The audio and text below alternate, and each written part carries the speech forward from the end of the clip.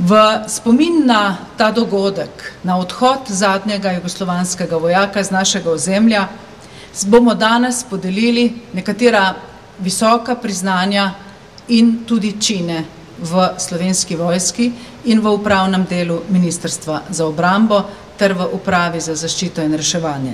Res sem vesela, spoštovane gospe in gospodje, da danes lahko med nami pozdravimo celo vrsto ključnih osebnosti tistih trenutkov ne samo osamosvojitve v oboroženem smislu, ampak tudi tistih trenutkov, ko je bilo treba z vrsto diplomatskih procesov, z vrsto bolj ali manj trdih pogajalskih pristopov zagotoviti, da je naša domovina postala dokončno samostojna in svobodna. V soboto smo v Kopru z državno slovesnostjo sklenili sklop praznovanj ob 20. obletnici osamosvojitve Republike Slovenije. To je bila velika slovesnost, državna slovesnost. Toda za nas vse, posebej za nas na Ministrstvu za obrambo, je pomembno vedeti, da je tudi naša naloga tu na ministrstvu in v Slovenski vojski na primeren način spomniti se in obeležiti tiste dramatične dni za Slovenijo in za Slovence v oktobru leta 1991. Lahko rečem, da kjerkoli smo v zgodovini gledali odhode tujih vojska za ozemelj držav, ki so se osvobajale, so bili to zagotovo prelomni dogodki. Zagotovo so bili to izjemni trenutki in tako je bilo tudi v primeru naše države, naše Slovenije. Proces oblikovanja te države takrat z odhodom jugoslovanske vojske z našega ozemlja ni bil končan.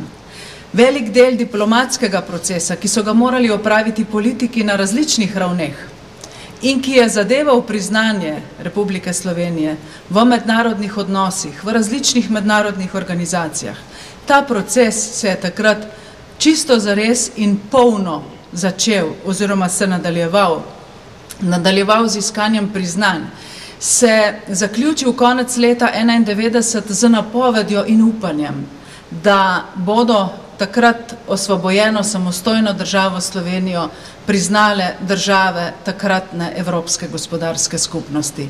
Za nas Slovence je bilo to zelo veliko upanje in predvsem zato, ker smo svojo prihodnost videli v Evropi, v Evropski gospodarski skupnosti.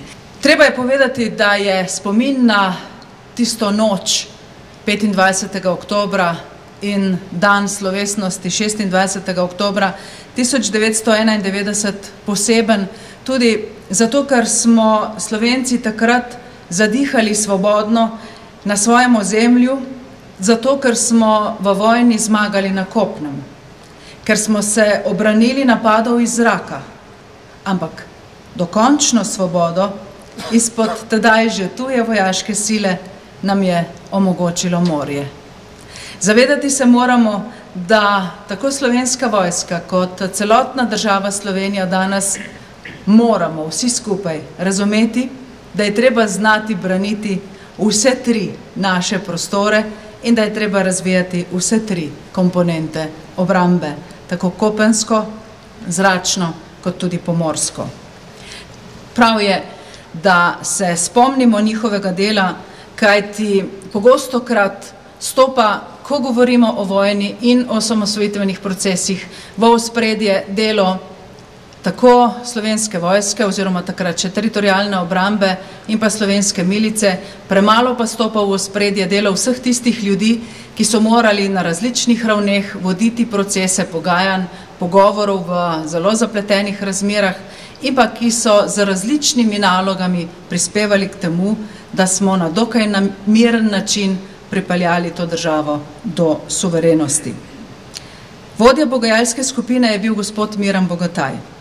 V tej pogajalski skupini so bili tudi gospod Boris Žnidarič, potem z nami danes gospod Dominik Grmek, pa danes brigadir Zupan Peter, pa naš nekdanji sodelavec Stane Praprotnik, pa za pravne zadeve zadolžen gospod Pavle Svete. Potem v tej skupini so bili tudi kolegi predstavniki slovenske milice in med drugimi poleg Žnidariča tudi Bogo Brvar. Potem v tej skupini je bil tudi pokojni polkovnik Danijel Kuzma, ki je prispeval vojaški del v to pogajalsko skupino. Naloga te skupine je bila, pravzaprav je prav povedati, da je ta skupina nastala že takrat, ko je prišlo do prvih prekinitev ognja. Je pa po podpisu Brionske deklaracije dobila čisto uraden status in tudi pooblastilo, da se pogaja z jugoslovansko vojsko o vseh podrobnostih vračanja vojaške opreme eni in drugi strani in pa kasneje tudi o podrobnostih njenega umika. Pogajanja so potekala v Ljubljani, v Zagrebu, v Beogradu, se pravi na domačih terenih, pa tudi na tujih, manj nevarnih terenih in čisto dokončno so dogovor o tem, da bo odhod izveden preko morja, sprejeli 18. oktobra 1991 v Ljubljani. Takrat so se dogovorili o čisto vseh podrobnostih odhoda, tudi o tem, kaj bodo te enote lahko odpeljale s seboj. Hvala vsem borcem za samostojno Slovenijo, hvala vsem vam, gospe in gospodje, ki ste danes z nami in iskrene čestitke vsem prejemnikom priznanj. Srečno vam želim.